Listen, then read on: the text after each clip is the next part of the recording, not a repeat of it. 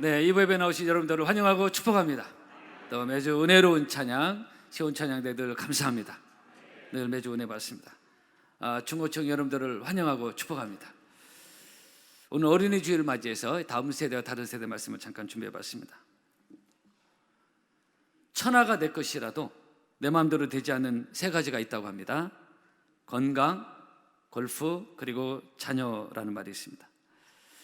그래도 현대의학과 과학기술의 힘으로 건강과 골프 두 가지는 웬만큼 컨트롤이 가능해졌는데, 그러나 아직도 자식만큼은 동서고금을 막론하고 풀리지 않는 숙제로 남아있다고 합니다. 왜 그럴까? 이것에 대한 분석은 참 많습니다. 그러나 이런 것도 하나 있더라고요. 조금 참고해 볼 수는 있을 것 같아요. 자녀를 소유의 개념으로 보기 때문에 그렇다. 내 소유라는 거. 소유는 집착을 낳고 집착은 갈등을 낳기 때문이다. 이런 분석이 있습니다. 맞는다는 얘기입니다. 빨리 꺼주세요. 맞는 거 확인했으니까 빨리 꺼주십시오. 딱 타이밍이 기가 막히네. 다시 한번 얘기해야 되겠네요. 어디까지 했죠? 왜 이런 자녀가 이게 내 것이라도 내 마음대로 안 되느냐?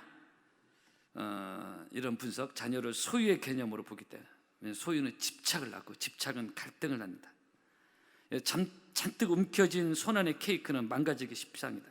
자녀도 마찬가지. 자녀를 부모의 어떤 움켜져서 잘못되려고 하는 건 그런 의도는 아니지만 움켜지면 움켜질수록 희한하게 망가지는 것이 자녀다. 케이크가 망가지는 것처럼. 부모들 입장에서 항변할 수 있습니다. 내 아들 다 애들 잘 데려가 이러는 거다. 나만큼 아이를 위하는 사람이 있으면 나와보라고. 맞는 것 같은데 이거 생각해 봐야 됩니다. 과연 아이들도 그렇게 생각할까?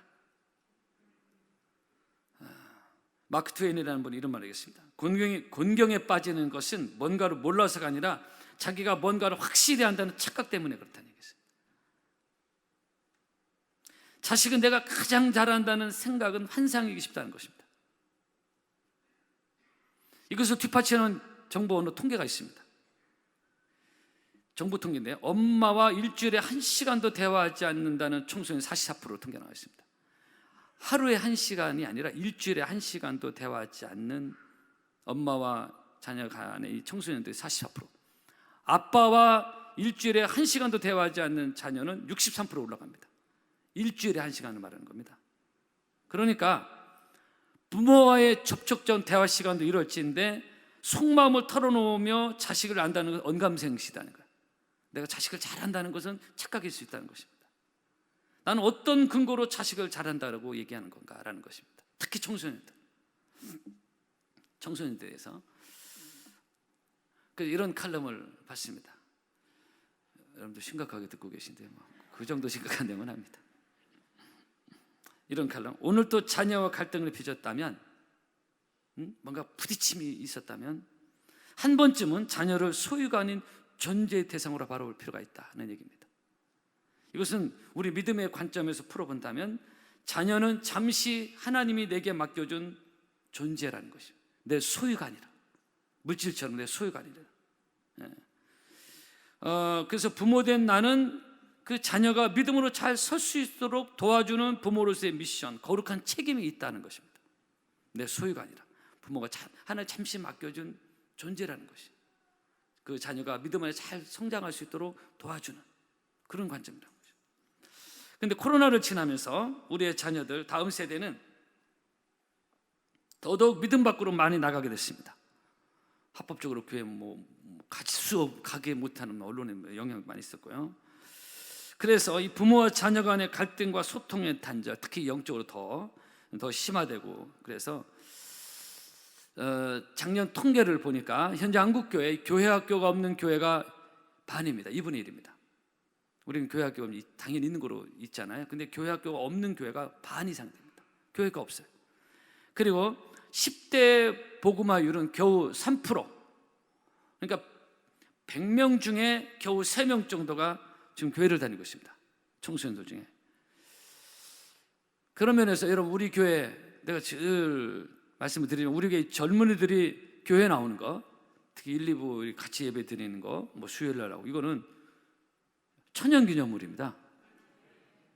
우리는 당연한 듯이 청소년들을 보잖아요. 당연하지 않아요. 자기들 예배는 교육기관 초청 예배를 안 드리는, 어른들 같이 예배는 거의 잘 안 드리고 있습니다. 3%니까요. 이거 엄청난 적은 숫자입니다. 그 제가 매 시간마다 초중고, 중고청 여러분들 환영한다는 멘트는 참 의미 있는 멘트를 제가 날리는 겁니다. 더군다나 이런 예배 때 어른들 같이 예배드리는 앞자리에 앉아있는 청소년들은 더 찾기가 쉽지 않은 시대가 되고 있습니다. 오늘 1, 2부 예배드리는 젊은이들 주의 이름으로 축복합니다. 최근 우리 교회 교단적 차원에서 다음 세대를 위한 교육 프로그램으로 스말로그 교사 대회가 매주 토요일 날 온라인으로 진행이 되고 있는데요. 주부에 매주 강권하겠죠. 이것은 그만큼 한국 교회 다음 세대가 특히 코로나를 인하면서 심각한 상황에 빠졌다. 코로나로 인해서 몸이 위중증으로 빠지는 그런 환자들도 정말 많은 국가적 차원에서 케어하고 있지만은 영적으로 우리 다음 세대들이 코로나를 지나면서 심각한 영적 위중증 환자들이 참 많다는 것입니다. 지금 상황이 위중한 것은 단순히 이런 상황들이 인구 절벽 현상 때문이 아니라, 그것만 아니라 현재 새롭게 태어나고 성장하는 이 세대가, 또 MZ세대라고 하는데, 영적으로 진단해 볼 때 다음 세대가 아니라 다른 세대이기 때문에 그렇다는 것입니다. 본문의 2장 10절, 그 세대의 사람도 다 그 조상들에 돌아가고 그 후에 일어난 다른 세대는 여호와를 알지 못하며 여호와께서 이스라엘을 위하여 행하신 일도 알지 못하였다, 이렇게 말하고 있습니다. 이것은 이스라엘 백성들이 처음 가나안 땅에 자리 잡고 사사시대를 보내고 있었을 때 일어난 일입니다. 그때 태어난 세대의 특징은 뭐냐? 그들은 여호와를 알지 못했다. 그래서 그들은 이방인들처럼 이방신을 숨기고 인간의 어떤 무력을 통해 국가를 이룬다고 생각을 했고, 그 권력을 행사하는 것을 삶의 방식으로 생각하고 살았어요. 전혀 그 믿음의 전세대하고 상황이 생각이 달랐어요. 그래서 이들을 본문에서는 다른 세대, Another Generation을 말하고 있습니다. 근데 여러분, 현재 한국 교회에도 이런 사사시대, 이런 다른 세대가 오거든요. 여러분의 자녀들, 손자, 손녀 어떻습니까? 건강한, 오늘 서론과 결론은 다음 세대냐 다른 세대냐, 내 자녀는, 내 손자, 손녀는 다음 세대냐 아니면 다른 세대냐, 이런 겁니다. 우리 한국 교회도 이런 사사시대처럼 다른 세대가 지금 오고 있습니다. 이렇게 진단하고 있습니다. 크리스천 교육 전문가들이. 그들은 우리 다음 이 다른 세대, 이 코너 다른 세대는 뭐냐면, 우리 신앙의 조상들 어떻게 살았는지 잘 모르고, 선교사들이 배를 타고 태평양을 건너와서 이 미지의 땅 조선에 찾아와서 선교 복음을 전해준 얘기를 잘 모르고요. 그렇죠? 목숨을 걸고 복음을 전한 얘기나 죽기까지, 순교까지 믿음을 지킨 이야기도 잘 알지 못합니다. 별로 관심도 없습니다. 이런 거. 일제 강점기 때 어떻게 우리 믿음의 신앙, 선조들이 신앙을 지켜왔는지를 잘 모릅니다. 관심도 없습니다. 한국 전쟁의 암흑기를 어떻게 보내왔으며 이 교회를 지켜왔는지, 믿음을 지켜왔는지 잘 모릅니다. 이상한 사상적 이념에 오히려 병들어 있지, 이런 평가도 생각이 전혀 다릅니다.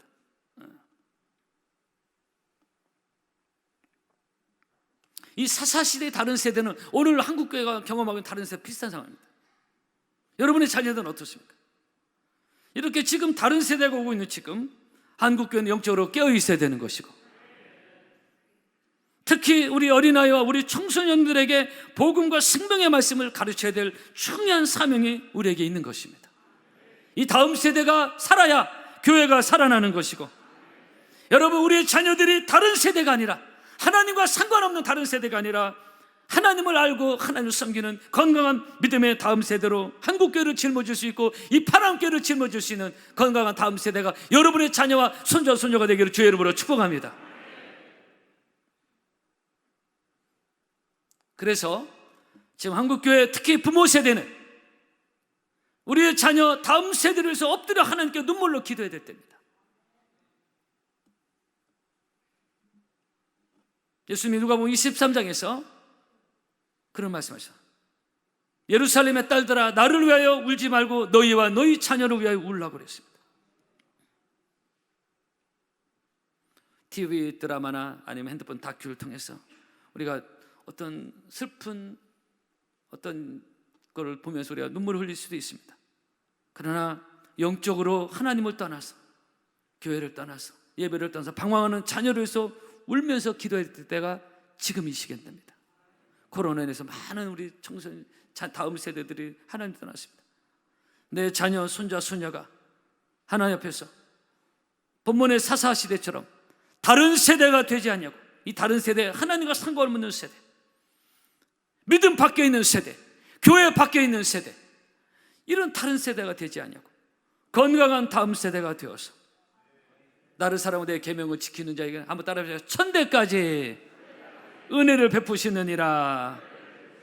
여러분의 가문이 정말로 이렇게 믿음의 세대로 부모의 믿음의 바톤이 잘 전수가 되어져서 건강한 다음 세대로 여러분의 가문을 이어가고 한국교회를 이어가고 이 파남교회를 이어가는 건강한 다음 세대의 주인공들이 여러분의 자녀와 손자, 손녀가 되기를 축복합니다. 다른 세대가 돼서 좀 좋은 직장 갖고 대학 가고 이거 자랑할 때가 아니라는 것입니다. 믿음 안에 있는 세대냐, 믿음 밖에 있는 세대냐, 다음 세대냐, 다른 세대냐는 것입니다.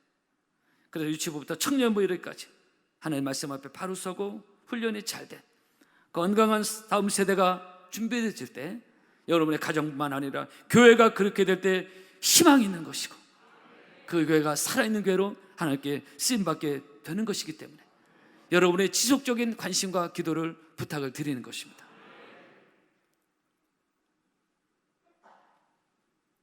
세계적으로 유명한 극작가 오스카 와일드 이런 얘기했어요. 하나님 없는 교육은 이것은 똑똑한 악마를 키우는 것 같다 그랬어요. 하나님 없는 교육, 내 자식이 하나님 없는 교육 속에 빠져있다. 공부를 잘하든 좋은 직장하든 똑똑한 악마를 키우는 것 같다고 오스카 와일드가 그런 얘기했습니다. 세계적인 극작가였습니다. 그러므로 아무리 높은 이상과 미래의 찬란한 꿈을 가졌다고 해도 그 속에 하나님이 빠져있다면, 믿음이 빠져있다면, 예배가 빠져있다면, 기도가 빠져있다면, 말씀이 빠져있다면, 이런 영적인 본질이 빠져있다면 아무 의미가 없습니다. 그래서 모든 것을 다 누려본 솔로몬이 헛되고 모든 것이 헛되다 미닝리스, 의미가 없다. 의미가 없다는 것입니다. 하나님 없는 것은 의미가 없다. 하나님 없는 교육은 똑똑한 악마를 키우는 것 같다. 그러므로 우리는 우리의 자녀들에게 하나님을 가르쳐야 될 것이고 부지런히 믿음을 심어줘야 될 것이고 예배에 대한 교육과 기도에 대한 훈련을 시켜야 되는 것입니다. 하나님 우리에게 행하신 일들을 가르쳐야 되고 이 다음 세대를 가르친다는 원어적 의미가요, 그들이 원하고 떼쓰는 것을 이렇게 채워주고 배우게 하는 것보다는 반드시 그들의 하나 앞에서 반드시 해야 될 일을 알려준다는 그런 의미가 있습니다. 진정으로 우리의 자녀들 다음 세대에게 필요한 것은 오직 여호와 신앙과 그분이 행하신 것을 알려주는 그 일이 중요하기 때문에 그렇습니다. 그러기 위해서는 부모가 먼저 하나님을 경험하고 믿음의 확신을 가지고 기도의 능력을 가지고 그렇게 자기가 부모가 만난 하나님을 가르치고 믿음을 전수할 때 여러분의 모든 가정들이 건강한 가정으로 건강한 다음 세대가 이어지는 믿음의 부모의 믿음의 바톤이 잘 이어지는 여러분의 행복한 믿음의 가정의 축복이 임할 줄로 믿습니다. 축복합니다. 오늘 어린이집 꽃주일을 맞이해서 내 자녀, 손자, 손녀, 내 육신적으로 이쁘고 기특한 것이 아니라 하나님의 사랑을 받고 하나님 앞에 쓰임받고 준비되어지는 믿음의 바톤이 잘 이어지는 그런 행복한 믿음의 가정들, 자녀들에게를 주의 이름으로 축복합니다. 밥 포드가 쓴 하프타임이라는 책을 보면 조지 버나드 쇼의 고백이 나오는데요, 이런 얘기를 했습니다.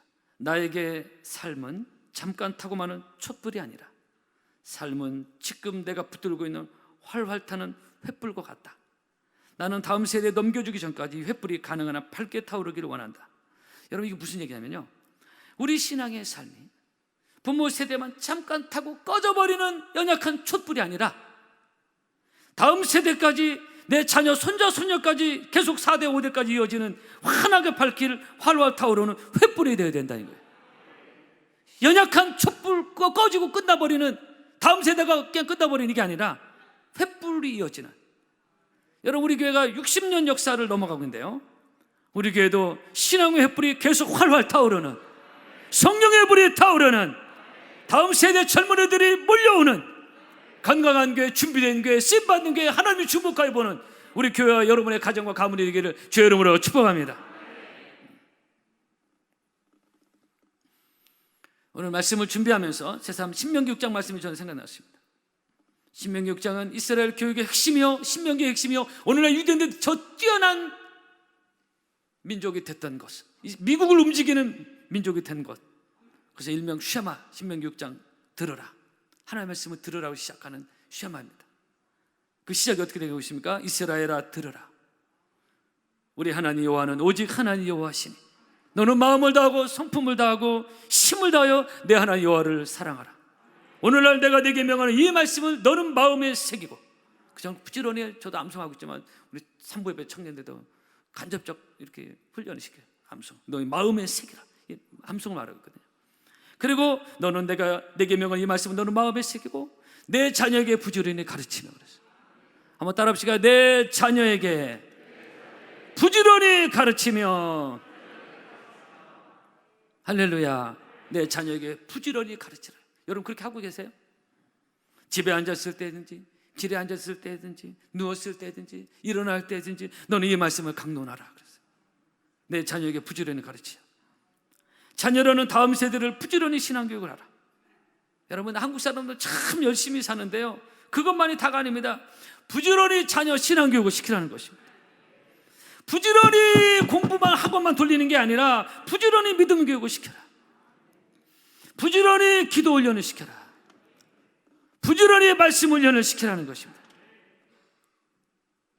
부지런히 자녀들에게 잔소리만 하지 말고. 이건 아멘 하셔야 됩니다. 잔소리로 절대로 자녀가 변화되지 않습니다. 부부간에도 잔소리 절대로 배우자 변화되지 않습니다. 우리 착각할 뿐이에요. 변화될 건 아닙니다. 여러분 부지런히 자녀에게 잔소리만 하지 말고 부지런히 신앙교육을 시키세요. 그러한 여러분이 되기를 바랍니다. 특히 우리의 자녀들을 위해서 부지런히 하나님께 기도해야 됩니다.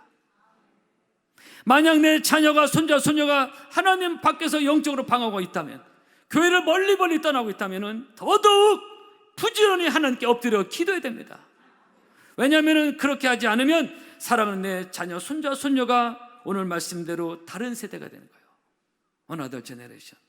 하나님 알지 못하는 세대, 하나님 뭘 했는지도 모르고 관심도 없는, 온통 세상에 푹 빠져있다. 야곱의 딸 디나가 세겜으로 가서 푹 빠져있다가 난리가 난 것처럼 하나님 모르는 헛된 인생으로 사는 것입니다. 그것이 무엇을 이뤘든 간에. 오늘 설교 제목, 다음 세대냐 다른 세대냐. 내 자녀는 다음 세대인가 다른 세대인가. 우리에게 젊은이들, 유치부, 청년부들까지, 우리 오늘 1, 2부에 참여하는 우리 자녀들, 젊은이들 주의 이름으로 축복하는데요, 말씀 안에 있는, 은혜 안에 있는 건강한 다음 세대가 되기를 주의 이름으로 축복합니다. 현재 세계 최고의 잡지 중 하나가 타임지죠. 매번 타임지의 표지인물은 세계적 뉴스거리가 되고 있습니다. 이 타임지를 만든 사람 헨리 루스인데 부모가 선교사였습니다. 헨리 루스가 젊은 어느 날 출판업을 시작을 하는데 사업자금 필요했습니다. 부모에게 편지를 썼습니다. 아마 젊은 20대 후반이었던 것 같아요. 출판업을 시작하려고 하는데 은행 대출이 쉽지 않고 사업자금 좀 보태달라고 요청을 했습니다. 선교사님 가지고 무슨 돈이 있습니까? 선교사님 부모는 이것저것 좀 긁어 모아서 $600를 보내줬어요. 지금은 $600 지금 70만 원 정도예요. 그 당시 뭐 가치로 한 사람이 좀 큰 돈, 어차피 큰 돈 아니에요. 헨리 루스는 사업자금으로는 턱없이 부족한 돈을 받았는데, 근데 부모님이 보내준 봉투에 돈과 함께 이런 쪽지가 있었습니다. 그는 헨리 루스의 간증입니다.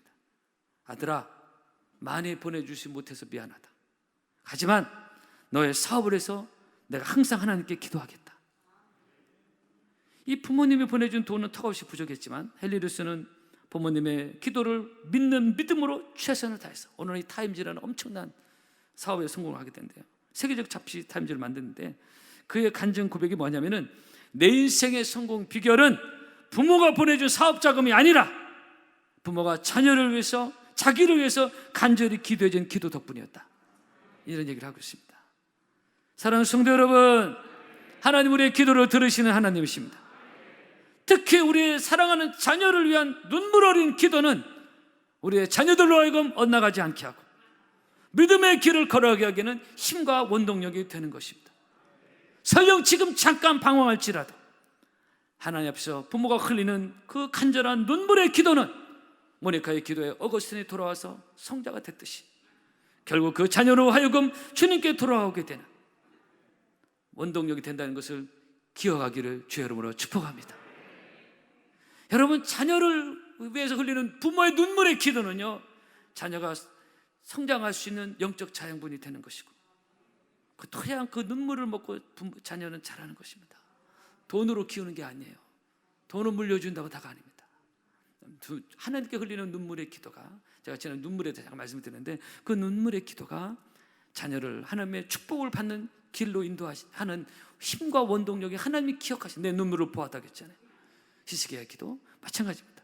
그래서 하나님 우리의 기도의 눈물을 보시고 우리 자녀에게 은혜를 부어주셔서 헨리루스처럼 돈을 조금밖에 못 보태줬죠. 놀라운 하나님의 축복을 받으며 간증거리가 됐던 것처럼 여러분의 가정도 자녀도 이런 부모의 눈물과 기도를 받아 먹고 자는 건강한 여러분의 자녀가 되기를 주의 이름으로 축복합니다. 그런 눈물의 기도가 있어야 사랑하는 내 자녀, 손자, 손녀가 나만 이쁜 것이 아니라 하나님께 사랑을 받고 여러분의 가정, 자녀는 한 사람도 다른 세대가 아니라 다음 세대, 내 믿음의 바톤을 이어받는 건강한 다음 세대가 되기를 주의 이름으로 축복합니다. 이 건강한 다음 세대라는 용어는 정말 생각이 건강하고 분별이 있고 지혜가 있고 처신이 이런 걸 말하는 거예요. 종합적인 말, 하나님을 잘 알고 영적인 흐름을 잘 알고 이런 분별의 지혜를 말하는 거죠. 이 건강한 다음 세대. 그래서 우리 교회는 이런 건강한 다음 세대가 정말 하나님께 잘 준비된 그런 우리 건강한 파랑교회 되기를 주의 이름으로 축복합니다. 여러분의 가정을, 자녀들 주의 이름으로 축복합니다. 찬양하겠습니다.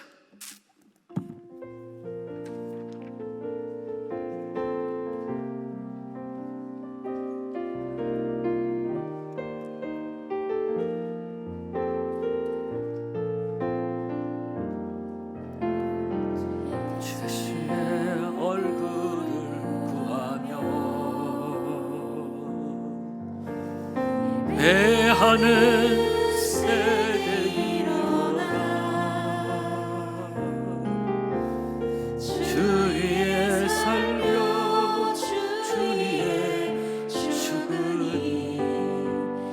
것이 우리의 부르심 지혜에 주 따르지 않고 기회에 주를 나누며 가진 것 모두 주를 위해